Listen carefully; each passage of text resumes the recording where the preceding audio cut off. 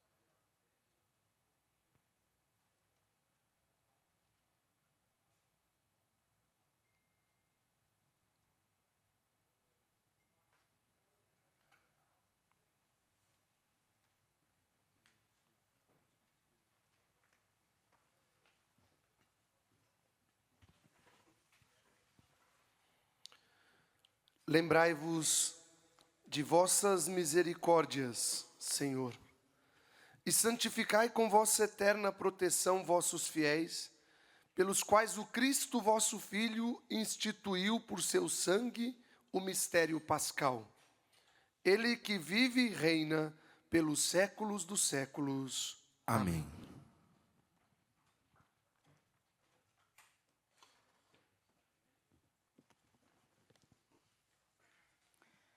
Leitura do livro do profeta Isaías. Ei-lo, o meu servo será bem-sucedido. Sua ascensão será ao mais alto grau. Assim como muitos ficaram pasmados ao vê-lo, tão desfigurado ele estava que não pareceria ser um homem ou ser um aspecto humano. Do mesmo modo, ele espalhará sua fama entre os povos. Diante dele, os reis se manterão em silêncio, vendo algo que nunca lhes foi narrado e conhecendo coisas que jamais ouviram. Quem de nós deu crédito ao que ouvimos? E a quem foi dado reconhecer a força do Senhor? Diante do Senhor, ele cresceu como renovo de planta ou como raiz em terra seca. Não tinha beleza nem atrativos para o olharmos. Não tinha aparência que nos agradasse. Era desprezado como o último dos mortais. Homem coberto de dores, cheio de sofrimentos. Passando por ele, tapávamos o rosto, tão desprezível era, não fazíamos caso dele. A verdade é que ele tomava sobre si as nossas enfermidades e sofria, ele mesmo, nossas dores. E nós pensávamos, fosse um chagado, golpeado por Deus e humilhado. Mas ele foi ferido por causa de nossos pecados, esmagado por causa de nossos crimes. A punição a ele imposta era o preço da nossa paz, e as suas feridas, o preço da nossa cura. Todos nós vagávamos como ovelhas desgarradas, cada qual seguindo o seu caminho. E o Senhor fez recair sobre ele o pecado de todos nós. Foi maltratado e submeteu-se, não abriu a boca, como cordeiro levado ao matadouro ou como uma ovelha diante dos que as tosquiam. Ele não abriu a boca. Foi atormentado pela angústia e foi condenado. Quem se preocuparia com sua história de origem? Ele foi eliminado do mundo dos vivos, e por causa do pecado do meu povo, foi golpeado até morrer. Deram-lhe sepultura entre ímpios, um túmulo entre os ricos, porque ele não praticou o mal, nem se encontrou falsidade em suas palavras. O Senhor quis macerá-lo com sofrimento. Oferecendo sua vida em expiação, ele terá descendência duradoura e fará cumprir com êxito a palavra do Senhor. Por esta vida de sofrimento, alcançará a luz e uma ciência perfeita. Meu servo, o justo, fará justos inúmeros homens, carregando sobre si suas culpas. Por isso, compartilharei com ele multidões, e ele repartirá suas riquezas com os valentes seguidores. Pois entregou o corpo à morte, sendo contado como malfeitor. Ele, na verdade, resgatava o pecado de todos, intercedia em favor dos pecadores. Palavra da salvação. Graças a Deus.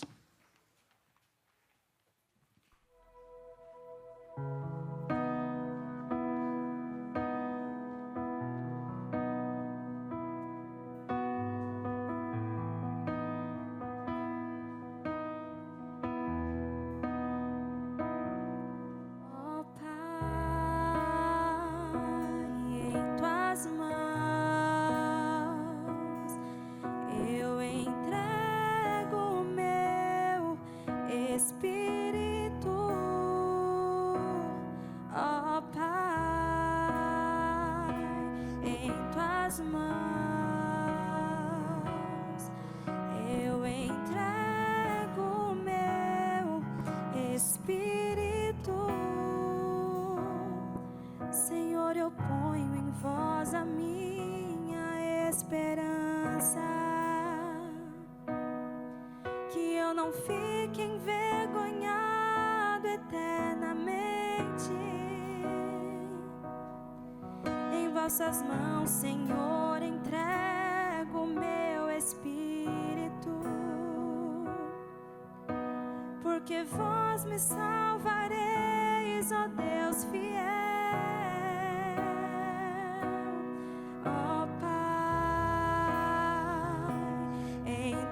Mãos, eu entrego o meu espírito, tornei-me óbvio do inimigo. O desprezo e zombaria dos vizinhos, objeto de pavor para os amigos.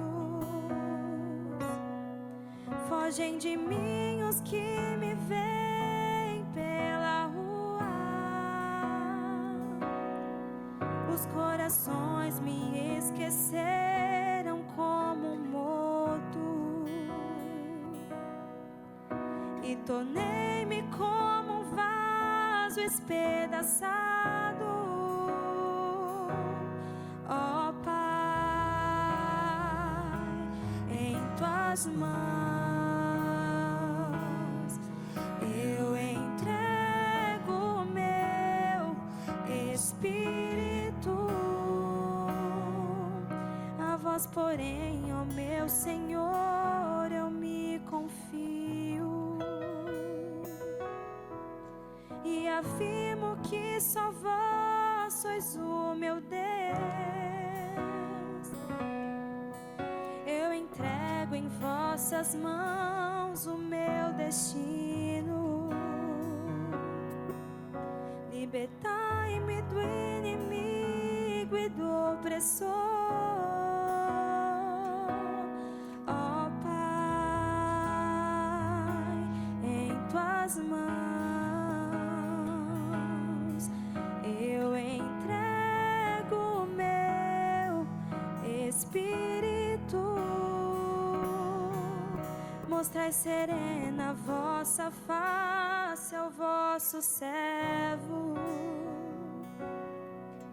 e salvai-me pela vossa compaixão. Fortalecei os corações, tende coragem, todos vós que ao Senhor vos confiais. Ó Pai, em tuas mãos eu entrego o meu espírito. Ó Pai, em tuas mãos eu entrego o meu espírito.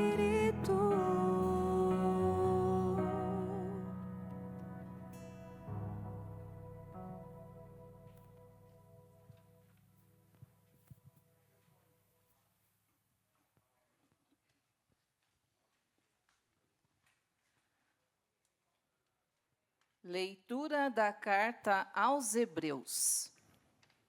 Irmãos, temos um sumo sacerdote iminente que entrou no céu, Jesus, o Filho de Deus. Por isso, permaneçamos firmes na fé que professamos. Com efeito, temos um sumo sacerdote capaz de se compadecer de nossas fraquezas, pois ele mesmo foi provado em tudo como nós, com exceção do pecado. Aproximemo-nos, então, com toda a confiança do trono da graça, para conseguirmos misericórdia e alcançarmos a graça de um auxílio no momento oportuno. Cristo, nos dias de sua vida terrestre, dirigiu preces e súplicas, com forte clamor e lágrimas, àqueles que era capaz de salvá-lo da morte. E foi atendido por causa de sua entrega a Deus. Mesmo sendo filho, aprendeu o que significa a obediência a Deus, por aquilo que ele sofreu.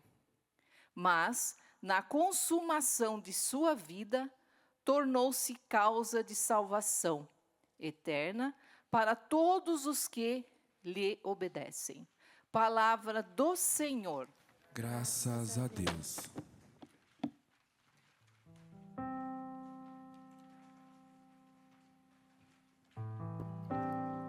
Salve, ó Cristo obediente, salve o amor onipotente, que me revelou a cruz e me recebeu na luz. O Cristo obedeceu até a morte, humilhou-se, obedeceu, meu bom Jesus. Humilhou-se, obedeceu, sereno e forte. Humilhou-se, obedeceu até a cruz.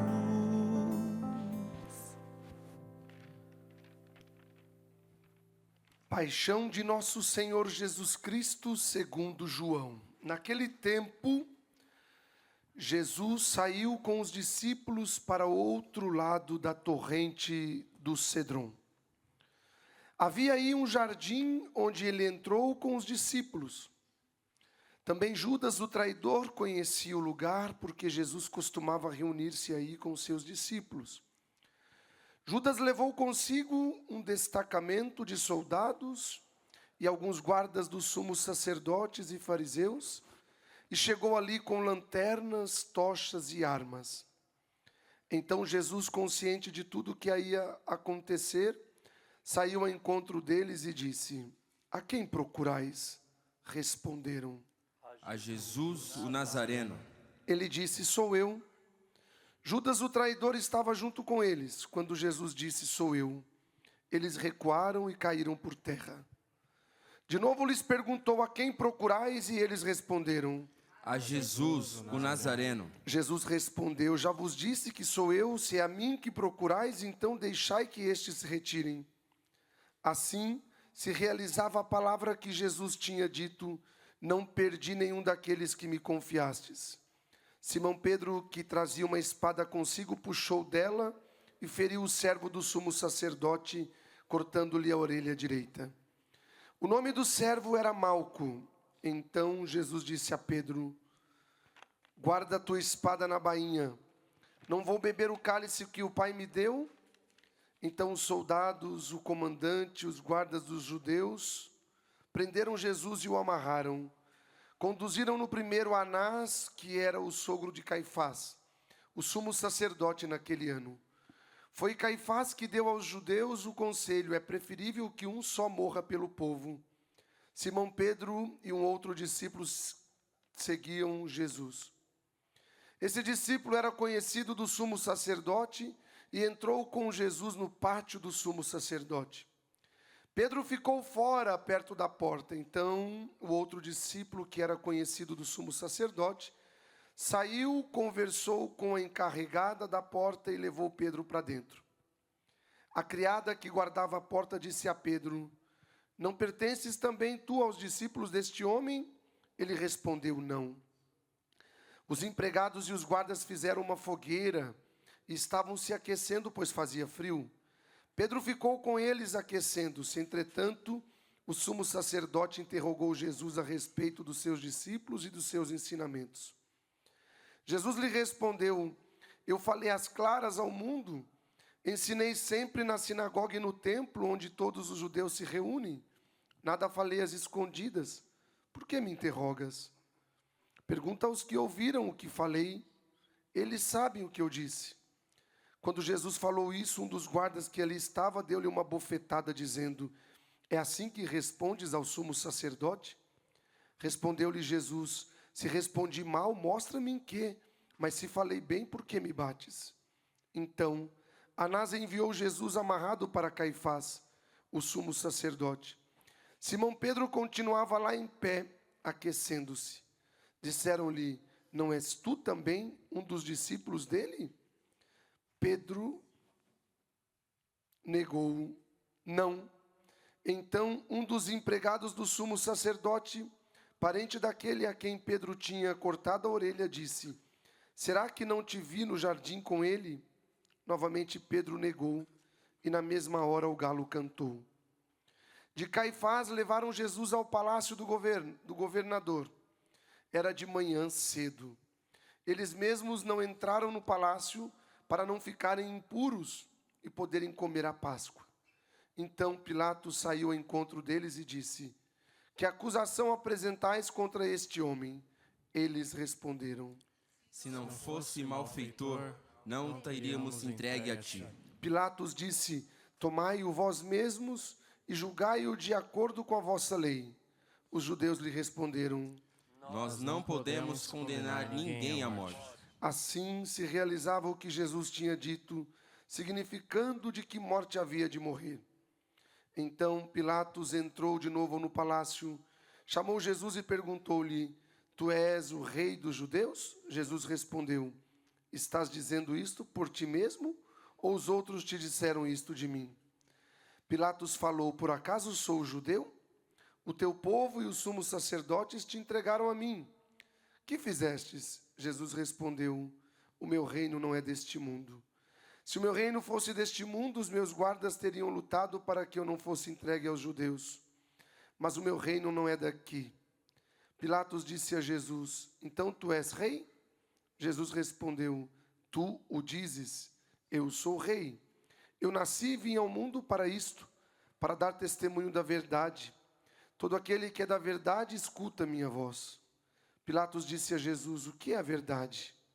Ao dizer isso, Pilatos saiu ao encontro dos judeus e disse-lhes: eu não encontro nenhuma culpa nele.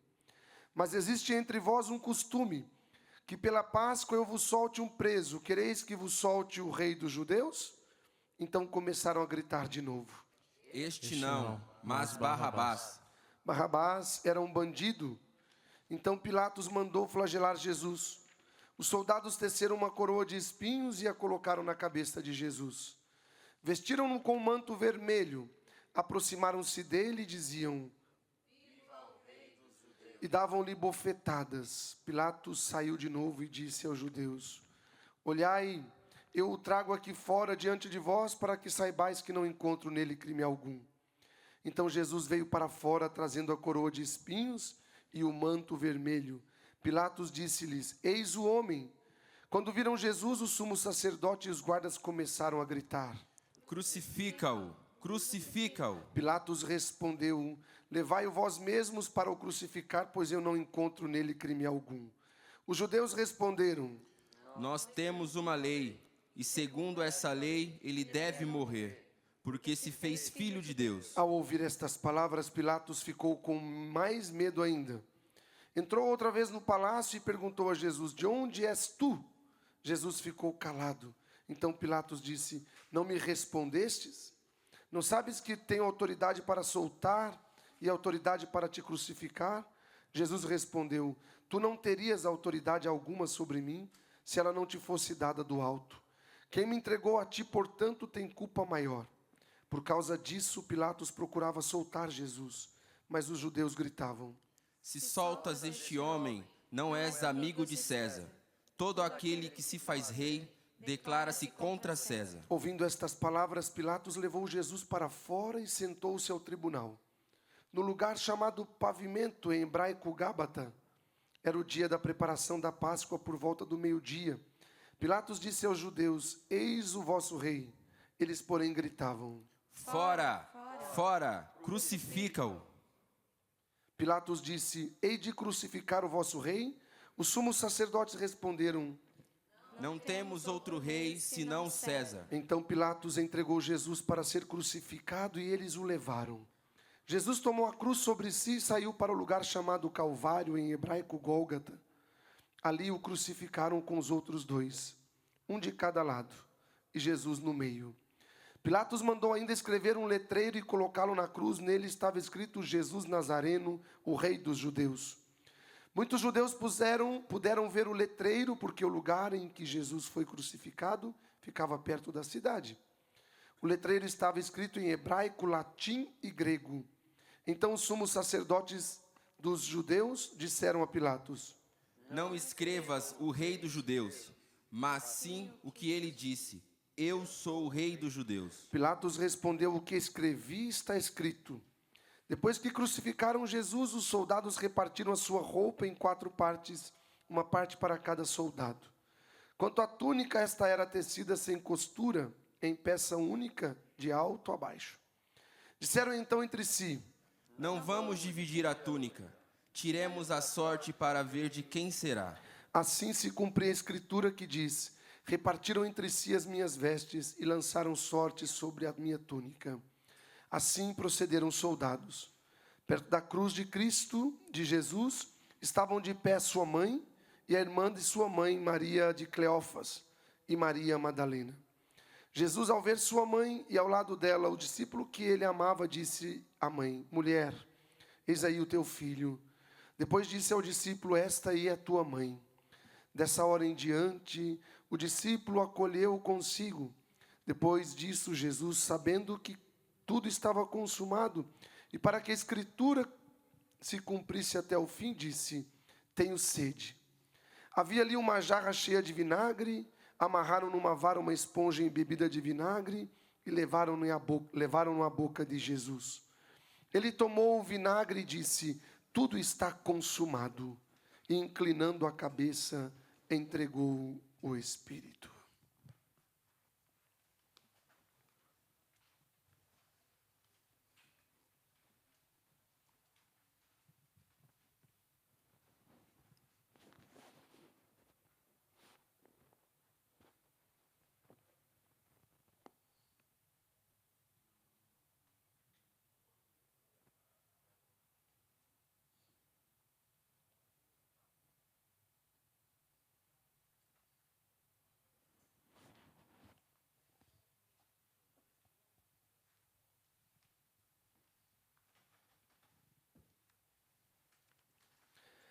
Era o dia da preparação para a Páscoa. Os judeus queriam evitar que os corpos ficassem na cruz durante o sábado, porque aquele sábado era o dia da festa solene. Então pediram a Pilatos que mandassem quebrar as pernas aos crucificados e os tirassem da cruz. Os soldados foram e quebraram as pernas de um e depois de outro que foram crucificados com Jesus. Ao se aproximarem de Jesus e vendo que já estava morto, não lhe quebraram as pernas, mas um soldado abriu-lhe o lado com uma lança e logo saiu sangue e água. Aquele que viu dá testemunho, e seu testemunho é verdadeiro. E ele sabe que fala a verdade, para que vós também acrediteis. Isso aconteceu para que se cumprisse a escritura que diz: não quebrarão nenhum dos seus ossos. E outra escritura ainda diz: olharão para aquele que transpassaram. Depois disso, José de Arimateia, que era discípulo de Jesus, mas às escondidas por medo dos judeus, pediu a Pilatos para tirar o corpo de Jesus. Pilatos consentiu. Então José veio tirar o corpo de Jesus. Chegou também Nicodemos, o mesmo que antes tinha ido de noite encontrar-se com Jesus. Levou uns 30 quilos de perfume feito de mirra e aloés. Então tomaram o corpo de Jesus e envolveram-no com aromas em faixas de linho, como os judeus costumavam sepultar. No lugar onde Jesus foi crucificado, havia um jardim, e no jardim um túmulo novo, onde ainda ninguém tinha sido sepultado. Por causa da preparação da Páscoa e com o túmulo, por causa da preparação da Páscoa e como o túmulo estava perto, foi ali que colocaram Jesus. Palavra da salvação. Glória a vós, Senhor. Que as palavras do Santo Evangelho perdoem os nossos pecados. Amém. Vamos sentar um minutinho, vocês que estão aqui nos estúdios e aqueles que nos acompanham ao vivo pela Rede Brasil de televisão. Vou fazer um fundo musical para que eu possa ter um pouquinho de inspiração. Mas um outro som. Isso. Não igual de ontem, diferente. Você pode fazer até o que é que eu sou sem Jesus em todo o tempo, constante. Ou como você quer. Vai lá. Tem um outro som sem ser esse som? Um som mais solene, mais órgão, mais igreja. Isso, eu gosto desse. Que esse é bom que dá sono também. Tá certo, meus irmãos e minhas irmãs que nos acompanham ao vivo pela Rede Brasil de televisão. Eu pego esta câmera, diretor, ou esta? Qual é a melhor? Esta, aqui. Ou esta? Esta? Alguém de vocês me diz qual é a melhor câmera? Esta, aqui. Pronto. Estamos também ao vivo pelo meu canal no YouTube, @Padre Alessandro Campos, e também pelo canal da Rede Brasil de televisão no YouTube e pela TV, Rede Brasil de televisão. Milhões de pessoas nos acompanham neste momento. São 3h28 e nós estamos hoje no dia 29 de março de 2024.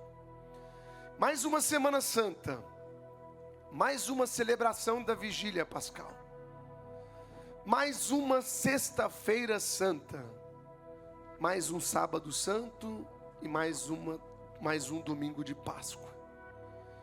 Começamos ontem, celebramos ontem aqui às 8h da noite ao vivo para todo o Brasil, a celebração da Quinta-feira Santa, a missa do lava-pés, o dia em que instituiu Jesus o sacerdócio, o ministério sacerdotal, a Eucaristia.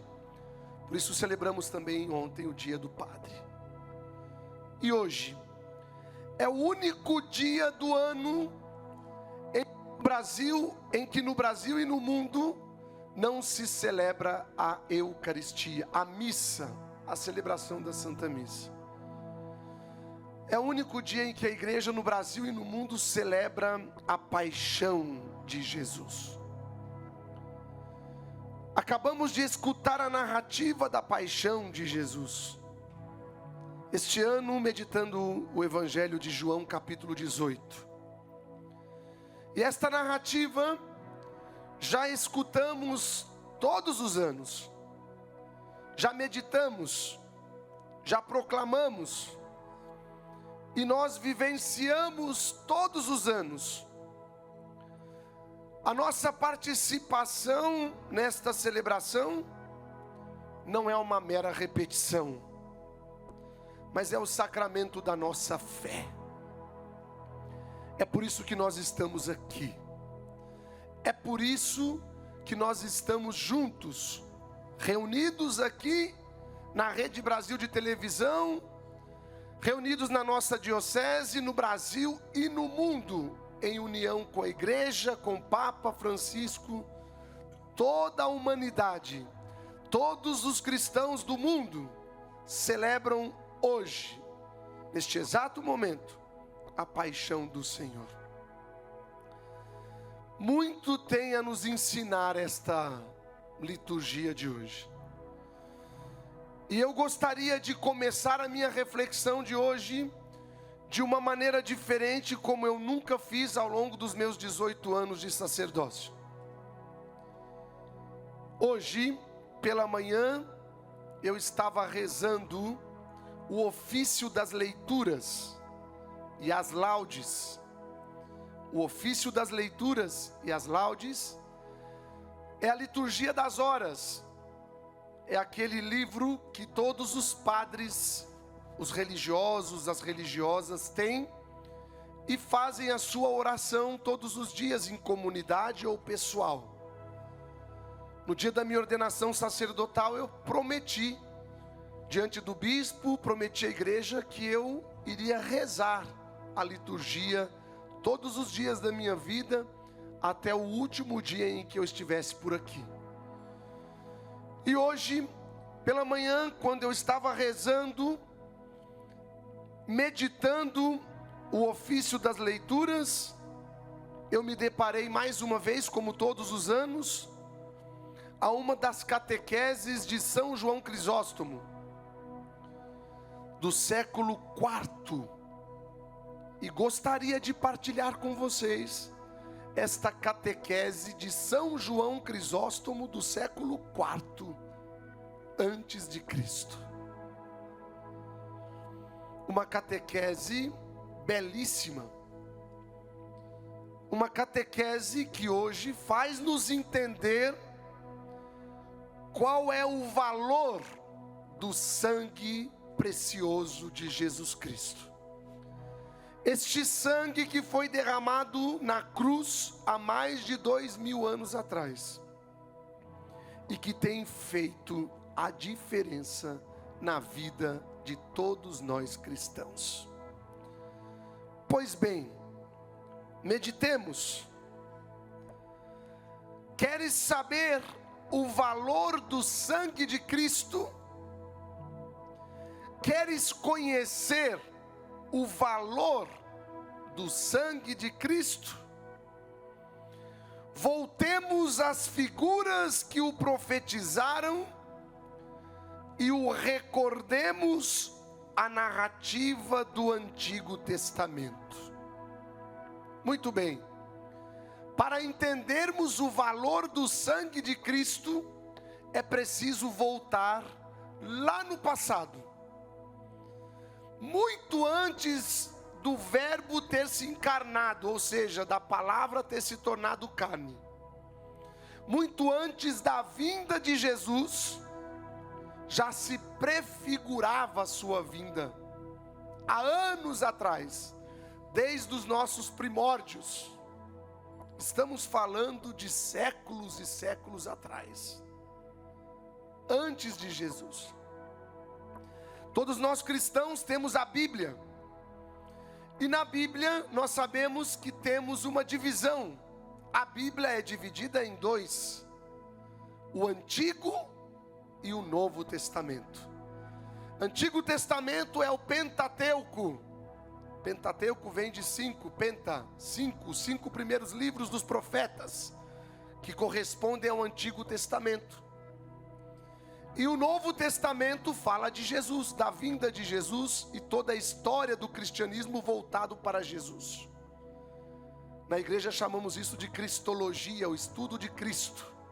Cristologia, estudo do Cristo. O Novo Testamento. Temos a Bíblia dividida em dois, no Antigo e no Novo. Esta catequese do século IV trata-se do Antigo Testamento. Para entendermos o porquê que nós estamos aqui, para entendermos o que nós estamos fazendo agora, para entendermos o porquê eu sou cristão, porquê eu sigo Jesus Cristo, a gente precisa voltar lá atrás e entender, recordar o que os profetas lá do Antigo Testamento disseram. E aí, o que disse Moisés? Leitura de ontem, primeira leitura da missa de ontem. O que disse Moisés? Olha, pega um cordeiro de 1 ano, sacrifica esse cordeiro, mata esse cordeiro, e assinalai as portas com seu sangue. Primeira leitura de ontem, a Páscoa dos judeus, lá do Antigo Testamento. Eles pegavam um cordeiro, sacrificavam aquele cordeiro, com sangue eles untavam as portas. Para que isso, padre? Porque isso era um rito, do qual, ao fazer isso, eles estavam sendo protegidos por este sangue, por este cordeiro, protegidos de todo o mal. É um símbolo. Mas vejamos que este símbolo vai nos reportar ao dia de hoje. Prestem bem atenção para vocês entenderem bem o que é realmente ser cristão e a importância do sangue de Jesus Cristo.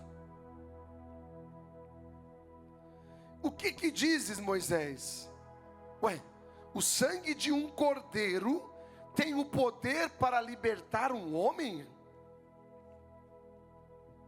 Quer dizer que se eu passar o sangue do cordeiro na porta da minha casa, isso lá no Antigo Testamento, eu estarei protegido? Mas como assim? Moisés diz o quê? Não é o sangue do cordeiro pelo sangue. O sangue de um cordeiro tem poder para libertar o homem racional? Certamente, responde ele, não porque é sangue, mas porque prefigura o sangue do Senhor. Ou seja, lá no Antigo Testamento, Moisés, os profetas já prefiguravam a vinda de Jesus, anos e anos depois. Vamos entender qual é a importância desse sangue. Queres compreender ainda mais profundamente o valor deste sangue? Aqui vem o segredo desta reflexão de hoje. Repara de onde brotou este sangue e qual é a sua fonte. Este sangue começou a brotar da cruz, e a sua fonte foi ao lado do Senhor. Calma que você vai entender tudo isso. Estando já morto, diz o Evangelho, e cravado na cruz, aproximou-se um soldado. Nós acabamos de ler isso agora. O que fez este soldado? Diz o Evangelho que ele, estando morto, pregado na cruz, aproximou-se um soldado, transpassou-lhe o lado com uma lança, e diz a palavra que saiu sangue e água. Por que saiu sangue e água do lado de Jesus? Uma vez que ele já estava pregado e morto na cruz, um dos soldados vem com uma lança, e diz a palavra que sai sangue e água. Aqui vem a novidade. Água como símbolo do batismo, sangue como símbolo da Eucaristia. Ontem nós celebrávamos aqui a ceia do Senhor. E o que eu disse aqui para vocês? Que na hora da missa o padre faz o quê? Ele pega o cálice com sangue e aí ele diz: isto é o meu sangue que é dado por vós. Fazei isto em memória de mim. Todas as vezes que você fizer isso, você está fazendo isso em minha memória. Isto é o meu corpo, isto é o meu sangue.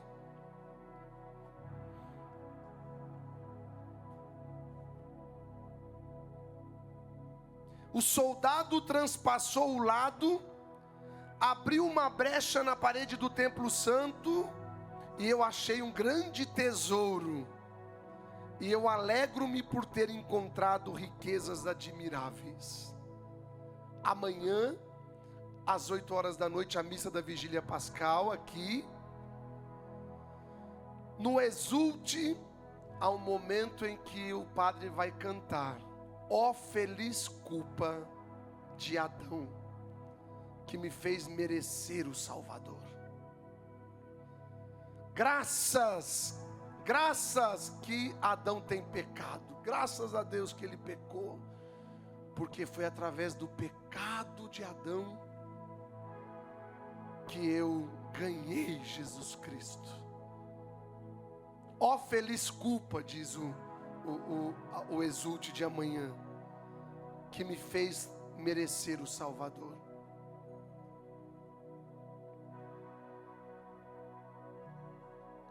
Assim aconteceu com aquele cordeiro. Os judeus mataram um cordeiro e nós recebemos o fruto deste sacrifício. Continua São João Crisóstomo, século IV. Foi destes, falta ainda explicar o outro significado místico. Eu disse a vocês que esta água e este sangue simbolizam o batismo e a Eucaristia. Foi destes sacramentos que nasceu a igreja. Ou seja, pelo banho de regeneração e pela renovação do Espírito Santo. Isto é, pelo sacramento do batismo e pela Eucaristia que brotaram do lado de Cristo. Que bonito isso. A igreja nasce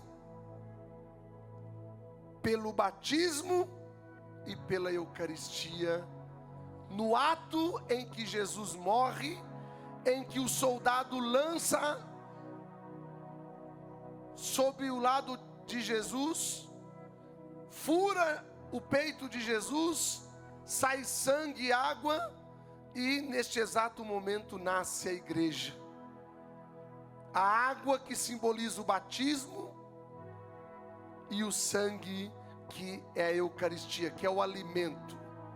Jesus nos dá de presente a salvação perdida lá em Adão pelo pecado através do batismo e nos alimenta com seu sangue na Eucaristia. Esta é a beleza da igreja. Enquanto que nós perdemos a nossa salvação lá no Antigo Testamento por causa de Adão e Eva, agora nós somos salvos desse pecado através de quem? Através de Jesus, que se dá em sacrifício. Ele é o cordeiro agora que se sacrifica, e ele nos salva através do batismo. Por isso a palavra de Deus diz: quem crê e for batizado será salvo. É o batismo que nos salva. Quem não crê e não for batizado será condenado. Nos dá a salvação através do batismo. E o seu amor é tão grande que não basta só nos salvar do pecado, ele também nos dá o alimento, que é a Eucaristia, que é o sangue, que é ele mesmo. O próprio sangue dele é o nosso alimento. Que bonito. Esses dois sacramentos da igreja são os dois sacramentos mais belos que a igreja tem. A igreja tem 7 sacramentos, mas os dois mais belos é o sacramento do batismo e da Eucaristia. Por quê? O batismo nos salva do pecado perdido lá em Adão. Ele vai nos salvar. Ele recupera. E a Eucaristia é o alimento, é o sangue de Cristo, é o sangue do Cordeiro. Por isso que eu digo na missa: eis o Cordeiro de Deus que tira o pecado do mundo. Ou seja, esse Cordeiro agora não é mais aquele Cordeiro do Antigo Testamento que os judeus mataram e pegaram o sangue para colocar nas portas. Não é mais esse Cordeiro. Esse é o Cordeiro de Deus que com seu sangue tira o pecado do mundo. Jesus é o nosso Salvador. Ele nos salva. Ele nos livra do pecado. Ele nos salva através da água do batismo. Por isso que você tem que ser batizado.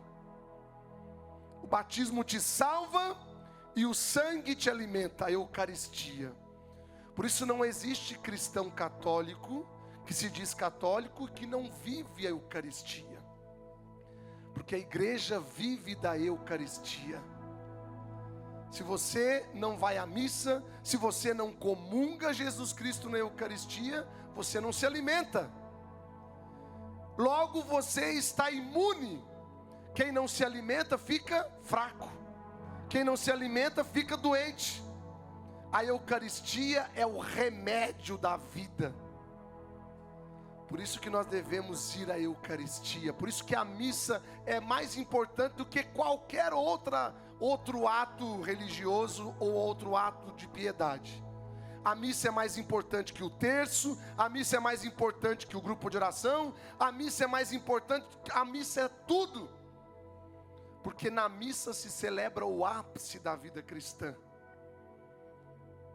A gente não faz um teatro, a gente revive, é diferente.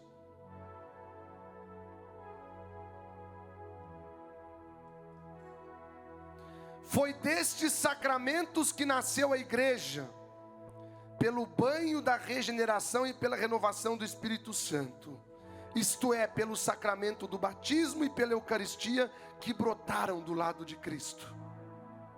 Foi do lado de Cristo, por conseguinte, que se formou a igreja, como foi do lado de Adão que Eva foi formada. Olha que bonito isso. Por esta razão, a Escritura falando do primeiro homem, quem foi o primeiro homem? Adão.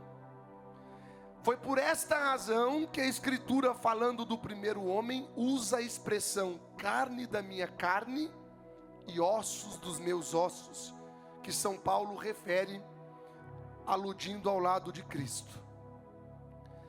Aqui vem outra novidade. Assim como Deus, do lado de Adão, formou a mulher. Ó, que coisa bonita. Sabemos que a mulher foi criada do lado, da costela de Adão. Assim como Deus, ao lado de Adão, formou a mulher, assim Cristo, do seu lado, nos deu a água e o sangue para formar a igreja. Ou seja, nos deu o batismo que nos salva e o sangue que nos alimenta, que é a Eucaristia. Do lado.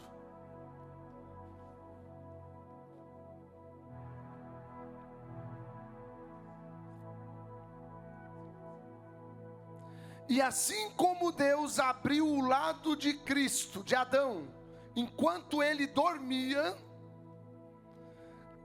assim Cristo nos deu a água e o sangue durante o sono da morte.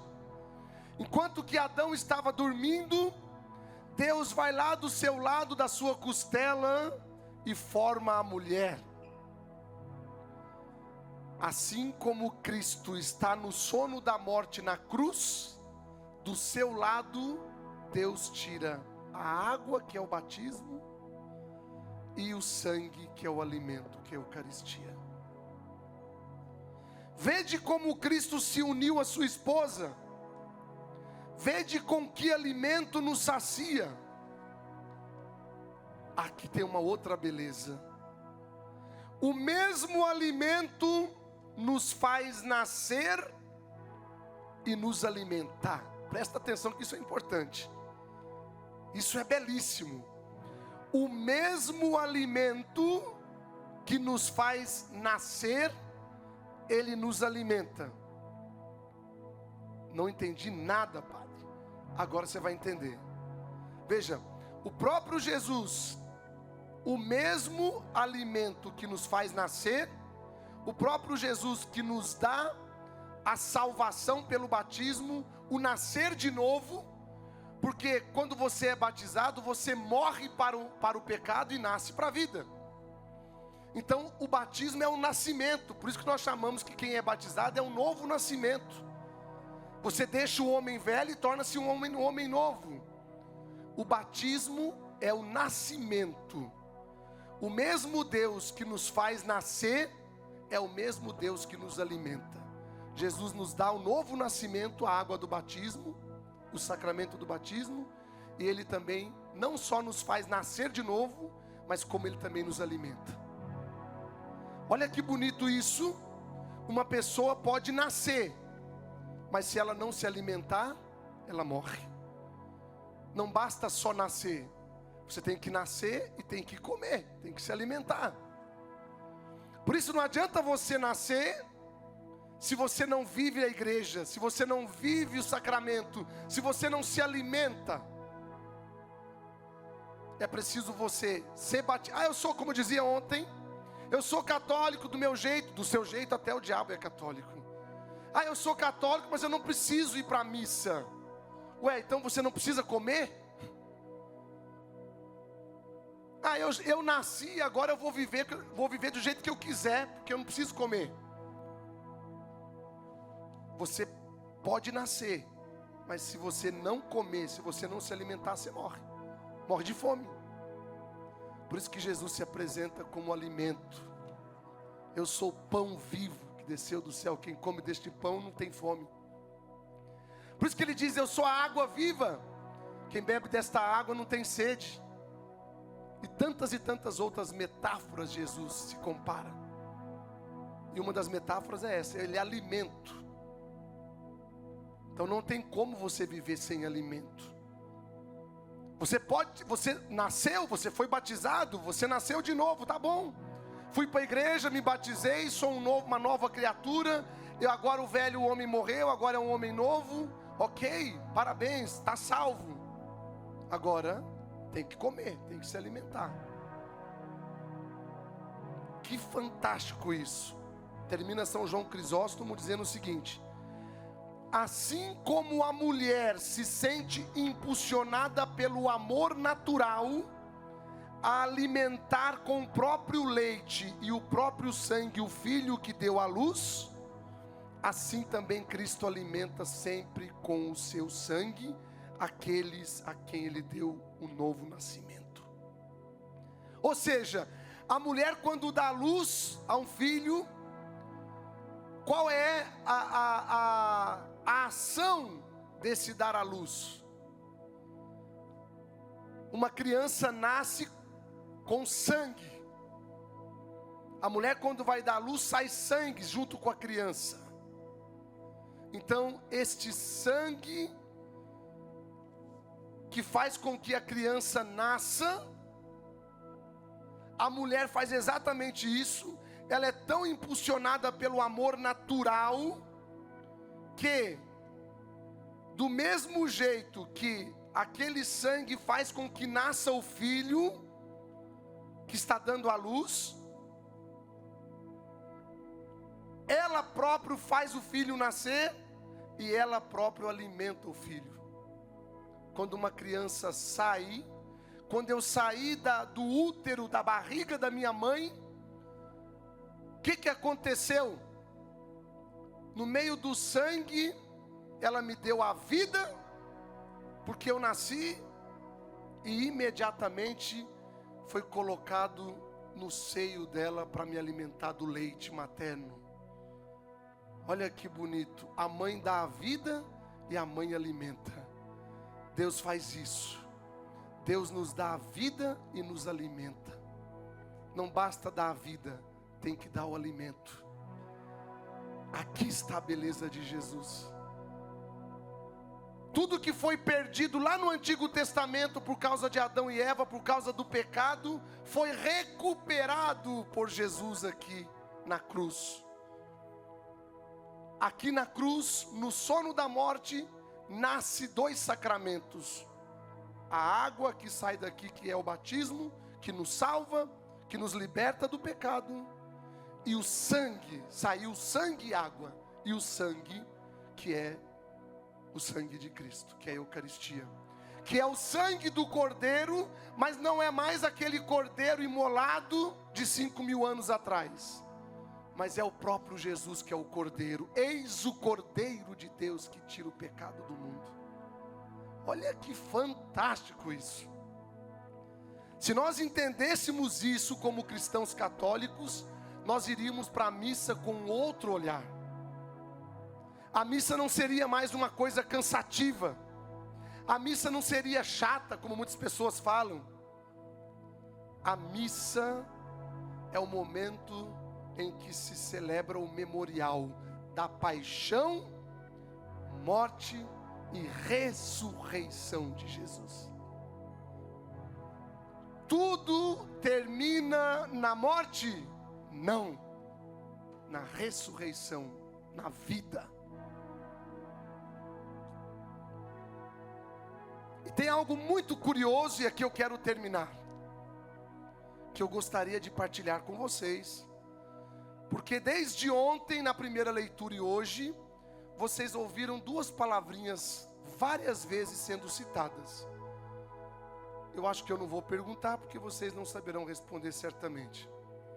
Mas tem 2 palavrinhas que foram citadas várias vezes ontem, principalmente na primeira leitura, e hoje, não somente na liturgia, como também aqui na pregação que eu estou fazendo. Quais são as 2 palavras que vocês mais escutaram? Cordeiro e sangue. E olha que interessante isso. Já sabemos que o cordeiro é um animal muito antigo. Então, já é comprovado que o cordeiro já existia há mais de 5.000 anos. Não é um animalzinho que a gente conheceu agora e que nasceu agora por agora. Cordeiro e sangue. Olha o que São João Crisóstomo diz. Vocês sabem o valor do sangue de Cristo? Queres conhecer o valor do sangue de Cristo?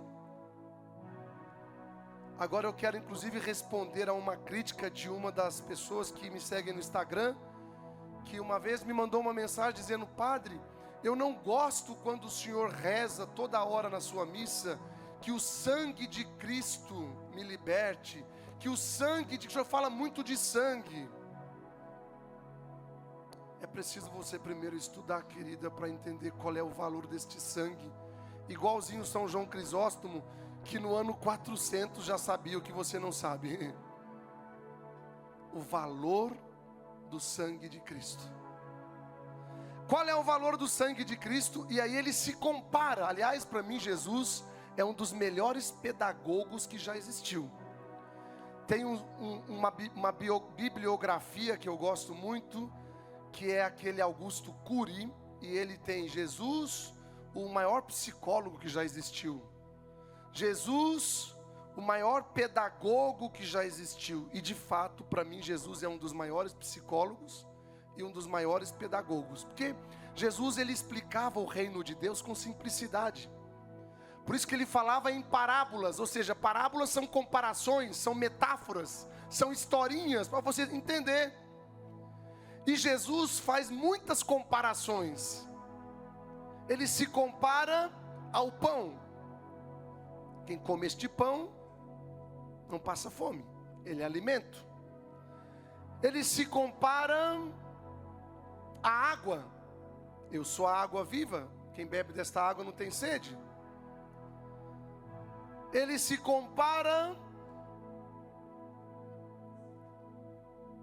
diga, a luz. Eu sou a luz, quem me segue não anda nas trevas. Olha quantas comparações ele faz. Mas para mim, a melhor de todas é quando ele se compara ao Cordeiro. Eis o Cordeiro de Deus que tira o pecado do mundo. O que tem de diferente nesse Cordeiro? Cientistas descobriram que no sangue de um cordeiro existe um antídoto que se fabrica o soro contra a picada de cobra.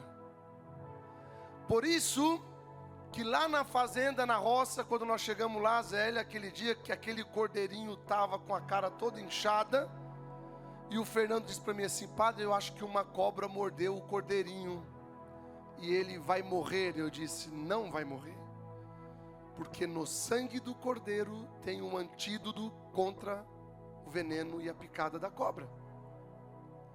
Dificilmente um cordeiro morre picado de cobra. Outros animais, uma vaca morre, que é muito maior que um cordeiro, salvo as exceções, obviamente. Porque no sangue do cordeiro há um antídoto, segundo alguns pesquisadores estudiosos, onde se faz o soro contra a picada de cobra. A cobra é o símbolo do mal. Lá no Antigo Testamento, como é que o mal apareceu? O mal, o diabo, se personificou como uma cobra. A gente tem o símbolo da cobra como o símbolo do mal. A Regina vai dizer: eu estou no ninho de cobras. Quando você está no ninho de cobra, significa que você está no meio de pessoas más. Olha que coisa interessante. É por isso que a gente precisa clamar o sangue de Jesus Cristo sobre a nossa vida sempre. É por isso que você que é pai, que é mãe, você tem que rezar clamando o sangue de Jesus. Começa a fazer isso a partir de hoje. Não tenha medo. O sangue não é o drama. O sangue é para simbolizar a vida. Senhor Jesus, eu clamo o teu sangue sobre a minha vida. Que o teu sangue se misture ao meu sangue. Que o teu sangue, Senhor, seja derramado sobre a minha vida. Que o teu sangue, Senhor, seja derramado sobre a minha casa, sobre a minha família, sobre os meus projetos. Que o teu sangue me cure, que o teu sangue me liberte, que o teu sangue me salve. Vocês não têm noção do poder que há no sangue de Jesus Cristo. Esse cordeiro que tem um sangue, que tem o soro contra a picada do mal, da cobra. A cobra pode até te picar, mas você não morre, porque o teu sangue está lavado com o sangue do Cordeiro que é de Deus. E esse sangue tem poder. Esse sangue pode tudo. Esse sangue hoje, 3 horas da tarde, nos salvou na cruz. Este sangue hoje, 3 horas da tarde, virou para nós, tornou-se para nós alimento. Por isso, o sangue de Cristo, a Eucaristia, é o alimento, o pão e o sangue. Isto é o meu corpo, isto é o meu sangue. Nós celebramos na missa.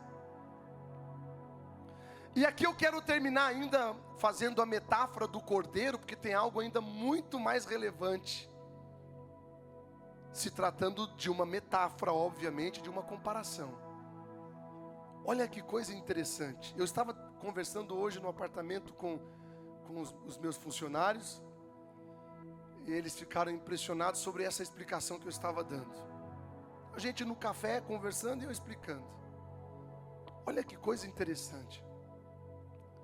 Além do cordeiro ter o sangue, que tem um antídoto que retira dali o soro contra a picada do veneno da cobra, existe uma outra coisa interessante. O sangue de um cordeiro é doce. Cordeiro cheira, o sangue do cordeiro cheira. Por isso que na roça, na fazenda, todos prendem os cordeiros. Eles ficam pastando e depois à noite tem que prender. Por quê? Porque o cachorro, a onça come, porque eles cheiram longe. O sangue deles é doce. É como que Jesus pudesse dizer assim: eu sou doce. Todo mundo me quer. Todos os bichos querem comer o sangue do cordeiro, querem caçar o cordeiro, porque o sangue dele atrai. Deus é aquele que atrai você. Olha que coisa interessante. Outra coisa interessante é que o cordeiro é o único animal que você não precisa de 10 homens para segurar para você matar. Lá na roça, se alguém for matar uma vaca, por exemplo, ou vai matar um porco, vai matar um boi, um homem sozinho não consegue. Tem que amarrar, ou tem que segurar. É um animal valente. Cordeiro não. Cordeiro é o único animal que você pega ele e ele vem para o abatedouro, mansinho, mansinho, mansinho, e você pega a faca, corta o pescoço dele e ele morre sem fazer muito escândalo. Jesus é aquele que não foi preciso pegar para matá-lo. Ele foi. Quando prenderam ele, é a mim que vocês estão procurando? Estou aqui, eu vou. Ele vai. Tem uma outra comparação muito interessante, eu vou terminar agora. É porque enquanto eu falo, vou me lembrando. Jesus diz, o que Jesus diz? Eu sou o bom pastor. Eu conduzo as minhas ovelhas. Elas me seguem e elas me escutam. Olha que coisa interessante. Ele é o pastor. As ovelhas, os cordeiros me seguem e me escutam.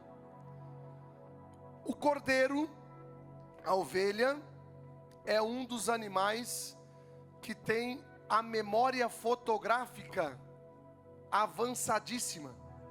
Ela consegue fotografar o dono, e uma vez que aquele cordeiro sabe que você é o dono dele, ele não esquece nunca mais você. Você pode ir embora, viajar, voltar para a roça, e quando ele te vê, ele sabe, este é o meu pastor. Ele tem a memória fotográfica. Além da memória fotográfica, o cordeiro, a ovelha, também tem uma capacidade auditiva avançadíssima. A ovelha escuta o pastor. Lá no Rio Grande do Sul, quando um pastor preto vai tocar as ovelhas lá no campo, o que ele faz? Vem, vem, vem, vem, e as ovelhas vai seguindo. Ela escuta e segue. E pode chamar um outro dono, e o outro dono, uma outra pessoa estranha, chegar lá e disser para as ovelhas, vem, vem, vem, ela não vai, porque ela não escuta, ela não reconhece a voz do seu pastor. E ela fotografa, ele diz, não, o preto não é meu pastor. Meu pastor é o Padre Alessandro. Então, por isso que Jesus diz, eu sou o bom pastor. As minhas ovelhas me escutam e me seguem. Eu estava indo de Jericó para o Egito, em Israel, e no meio do caminho vinha um pastor de ovelhas, com umas 500 ovelhas, vindo assim. E de repente, do lado de cá tinha um outro pastor, com mais umas 500 ovelhas. Elas passaram assim, uma pelas outras, e elas não se misturaram, porque essa daqui que vinha pela esquerda, foi seguindo o seu pastor, escutando a sua voz e seguindo os rastros dele. E essa que vinha pela direita, foi seguindo o seu pastor, escutando a sua voz e os rastros deles. Elas não se misturam. Por quê? Porque elas conhecem o seu pastor pela visão e pela audição. Por isso que também Jesus vai dizer assim lá no Evangelho, cuidado com os falsos pastores. Eles se vestem de cordeiros, mas eles são lobos. Quando é que você vai atrás dos falsos pastores? Quando você, mesmo sabendo, vendo que o seu pastor é aquele, mesmo escutando, você não quer ver e não quer escutar. Aí você vai atrás dos falsos pastores. Mesmo assim, olha a bondade, o amor e a misericórdia de Deus. Mesmo assim, mais uma vez no Evangelho, Jesus vai dizer o quê? Já que eu sou o bom pastor, as minhas ovelhas me escutam e me seguem, pode acontecer que eu tendo 100 ovelhas, uma se desgarra, e diz o Evangelho, ele não deixará as 99 e vai atrás da ovelha perdida? Aí o que Jesus faz? O que o pastor faz, pega as 99, coloca presa e ele vai em busca daquela uma ovelha perdida. Quantas comparações bonitas que Jesus tem, que magnífico isso. Nada é à toa, tudo tem um significado, tudo tem um sentido. Então o bom pastor é aquele que mesmo quando aquelas 500 ovelhas vieram de cá com o seu pastor, e as outras 500 vieram de lá, e uma delas, por alguma coisa, por algum motivo, por alguma situação, se desviou, ficou perdido, ele vai lá, guarda as 99 e vai buscar aquela ovelha perdida. Que sensacional isso. Que espetacular. Bom, penso que já falei o suficiente nessa tarde de hoje. Apenas queria finalizar com uma frase de Jesus na narrativa do Evangelho de hoje. Qual é a frase? Quando todo mundo pensava que Jesus pudesse se revoltar diante daquela situação dramática da morte e sobretudo da traição. Aliás, eis aí um outro motivo pelo qual Jesus certamente sofre. Mais do que as dores da flagelação, mais do que as dores da coroa de espinhos, mais do que a humilhação, penso eu que Jesus tem sofrido muito mais por causa da traição. Alguém de vocês já foram traídos alguma vez na vida? Seja pelo marido, pela mulher, pelo namorado, pela namorada, pelo amigo, por alguém da família? Quem já foi traído aqui? Todo mundo já. O amigo te traiu, aquela pessoa que você confiava traiu a sua confiança. Não existe dor maior no mundo do que a dor da traição. Que é exatamente o seguinte: quando você confia, quando você deposita a sua vida, a sua intimidade, o seu ser na mão de uma pessoa que você confia, acredita, e esta pessoa trai a sua confiança. Dói. Esta é para mim a maior de todas as dores. Por isso, quando todo mundo achava que Jesus poderia se revoltar contra toda essa maldade que fizeram com ele, inclusive Judas, que comia com ele na mesma mesa e depois vendeu Jesus por 30 moedas de prata. Eu já vivi a experiência de pessoas que comiam na minha mesa e me traíram. Pessoas da minha família, inclusive, tios, tias, primos, irmãs. Comem comigo e depois me dão uma apunhalada pelas costas. Isso eu já vivi várias vezes e vivo todo dia. Mas eu aprendi com Jesus uma coisa que é sensacional e gostaria de mostrar e ensinar a vocês. Sabe o quê? Quando todo mundo achou que Jesus fosse se revoltar, sabe o que ele diz? Eles não sabem o que fazem.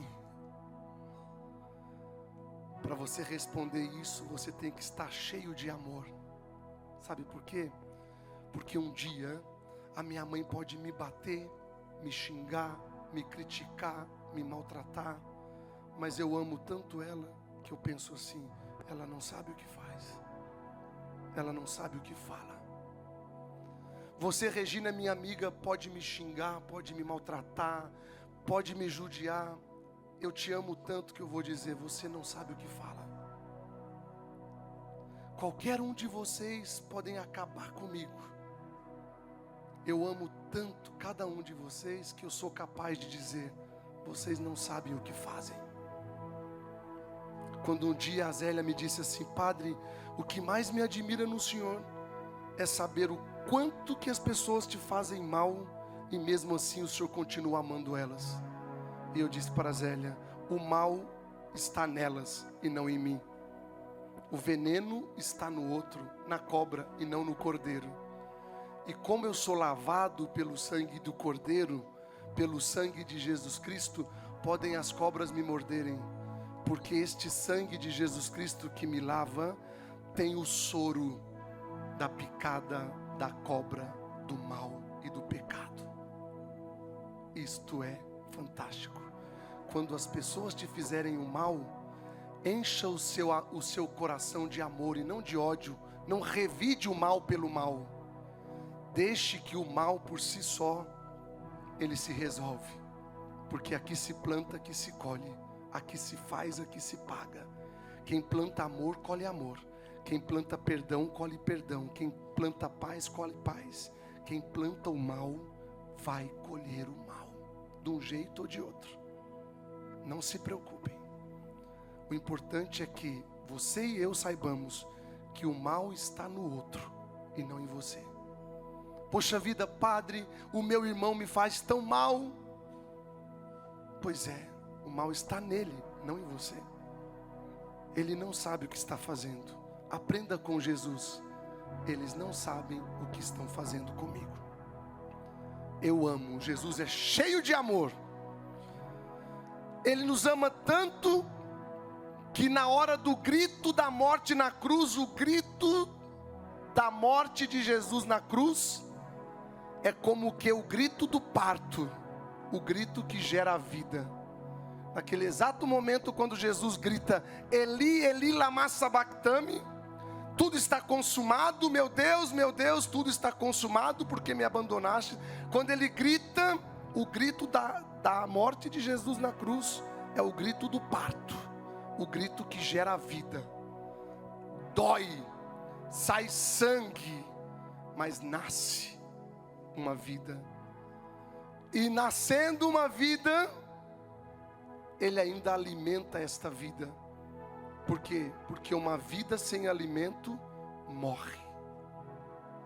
Por isso que nunca se esqueçam que o grito de Jesus na cruz é um grito de parto, um grito que gera a vida. Ao morrer na cruz, é como que um vaso cheio de divindade quebrado espalha a divindade para a humanidade toda. E aí chegamos aos dias de hoje.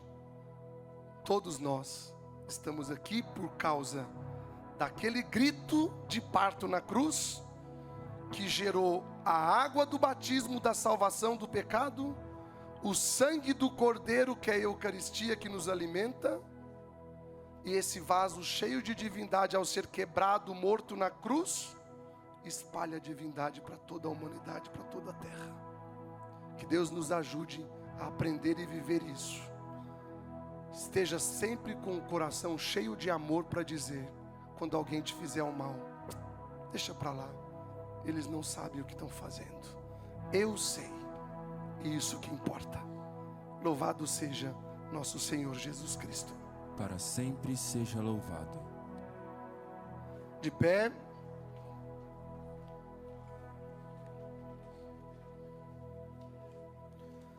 Número 7 do nosso folheto, oração universal.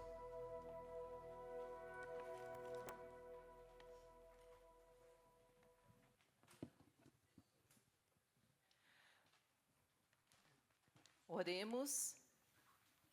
Irmãos e irmãs caríssimos, pela Santa Igreja de Deus, que o Senhor e nosso Deus lhe dê a paz e a unidade, que Ele a proteja por toda a terra e nos conceda uma vida calma e tranquila, por sua própria glória. Deus eterno e todo-poderoso, que em Cristo revelastes a vossa glória a todos os povos, velai sobre a obra do vosso amor, para que vossa igreja presente no mundo inteiro persevere inabalável na fé e proclame sempre o vosso nome por Cristo nosso Senhor. Amém. Amém. Oremos pelo nosso Santo Padre, o Papa Francisco, para que Deus, nosso Senhor, que o escolheu para o episcopado, o conserve são e salvo à frente da sua igreja, para governar o povo santo de Deus. Deus eterno e todo-poderoso, em cuja sabedoria tudo tem seu fundamento, dignai-vos escutar nossos pedidos e protegei com amor o pontífice que escolhemos, para que o povo cristão que governais por meio dele possa crescer em sua fé, por Cristo nosso Senhor. Amém. Oremos pelo nosso bispo Dom Pedro Luiz, por todos os bispos, presbíteros e diáconos da igreja e por todo o povo fiel.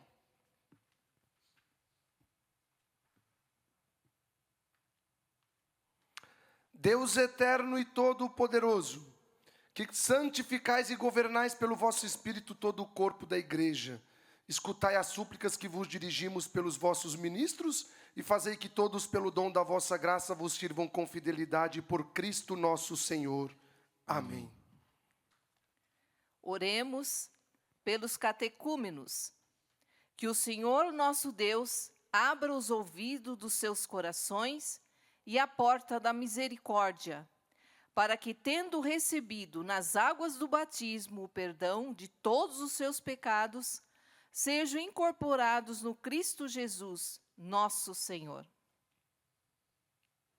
Deus eterno e todo-poderoso, que por novos filhos e filhas, tornais fecunda a vossa igreja, aumentai a fé e o entendimento de nossos catecúmenos, para que, renascidos na fonte do batismo, sejam contados entre os vossos filhos adotivos, por Cristo nosso Senhor.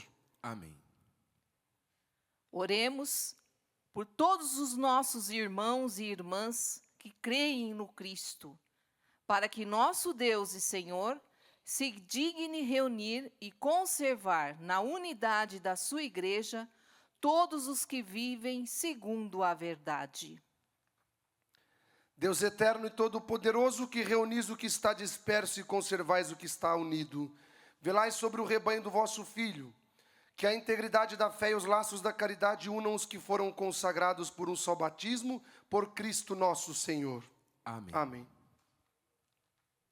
Oremos pelos judeus, aos quais o Senhor nosso Deus falou em primeiro lugar, para que lhes conceda crescer na fidelidade de sua aliança e no amor do seu nome.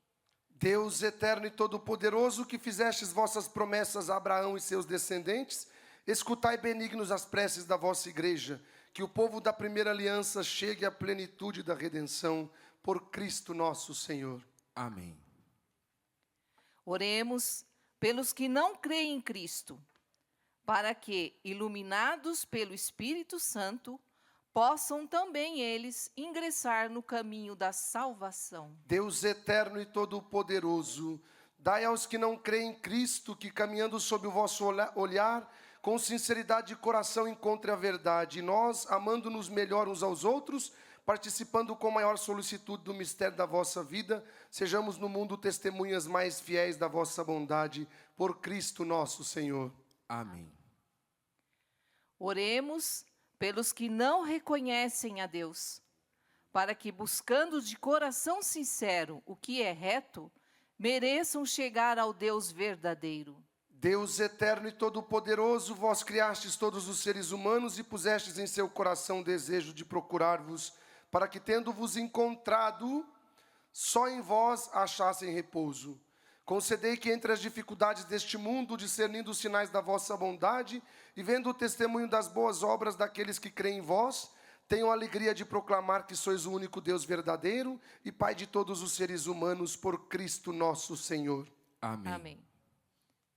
Oremos por todos os governantes, que Deus nosso Senhor, segundo sua vontade, lhes dirija o espírito e o coração para a verdadeira paz e liberdade de todos. Deus eterno e todo-poderoso, que tendes na mão os corações dos seres humanos e os direitos dos povos, olhai com bondade aqueles que nos governam, que por vossa graça se consolidem por toda a terra a prosperidade das nações, a segurança da paz e a liberdade religiosa, por Cristo nosso Senhor. Amém. Amém. Oremos, amados irmãos e irmãs, a Deus Pai Todo-Poderoso, que livre o mundo de todo o erro, expulse as doenças e afugente a fome, abre as prisões e liberte os cativos, vele pela segurança dos viajantes, repatrie os exilados, dê saúde aos doentes e a salvação aos que agonizam. Deus eterno e todo-poderoso, sois a consolação dos aflitos e a força dos que labutam. Cheguem até vós as preces dos que clamam em sua aflição. Sejam quais forem os seus sofrimentos, para que em suas provações se alegrem com o socorro da vossa misericórdia. Por Cristo nosso Senhor. Amém. Nós vamos fazer agora a adoração da cruz. Esse é um momento em que nós veneramos a cruz com um sinal de respeito, de carinho. A gente beija a cruz e é uma maneira de expressar o nosso carinho, a nossa fé a Jesus Cristo morto e crucificado, mas que ressuscita e está vivo em nosso meio. Juntos, acompanhemos esse momento com canto, com oração, e você que está em casa, reze conosco.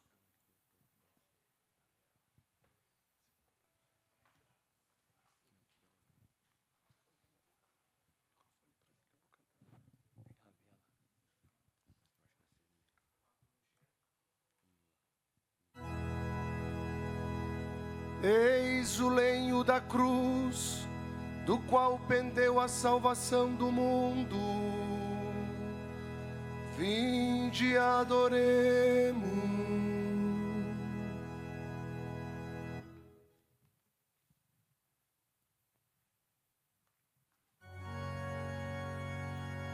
Eis o lenho da cruz, do qual pendeu a salvação do mundo. Vinde, adoremos.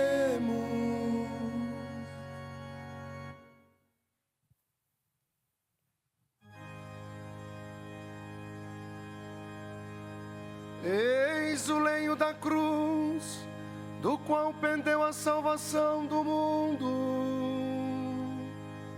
Vinde, adoremos.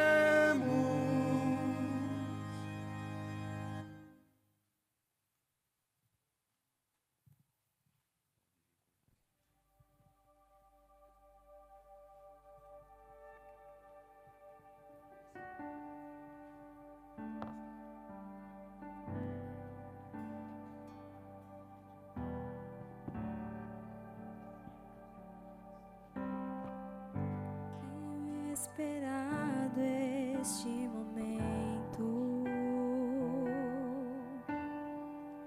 tenho esperado que estivesses assim,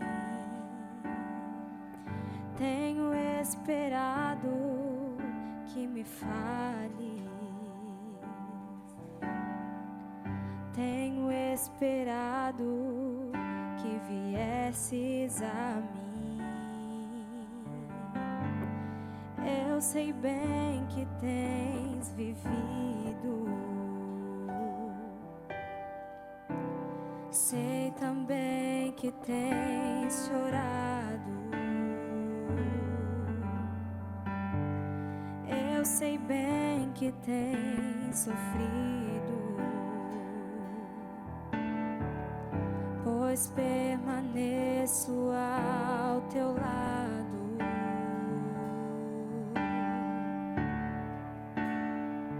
Ninguém te ama como eu. Ninguém te ama como eu. Olhe pra cruz, esta é a minha grande prova. Ninguém te ama. Ninguém te ama como eu. Ninguém te ama como eu. Olhe pra cruz, foi por ti, porque te amo. Ninguém te ama como eu.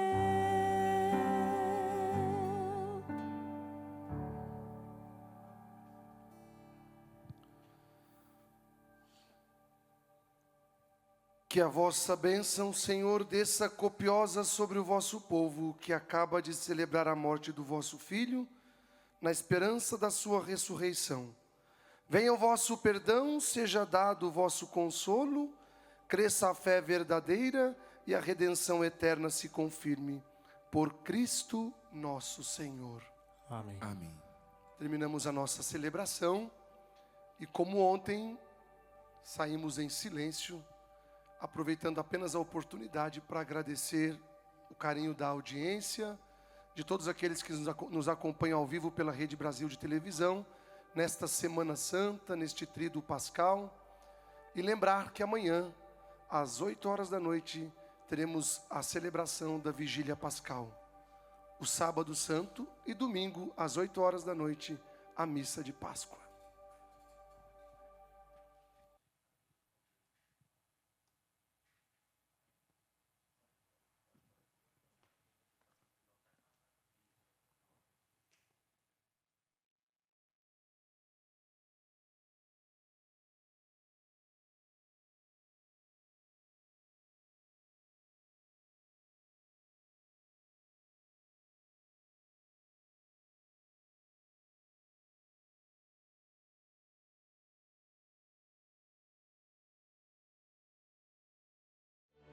Adoração da Cruz, com o Padre Alessandro Campos.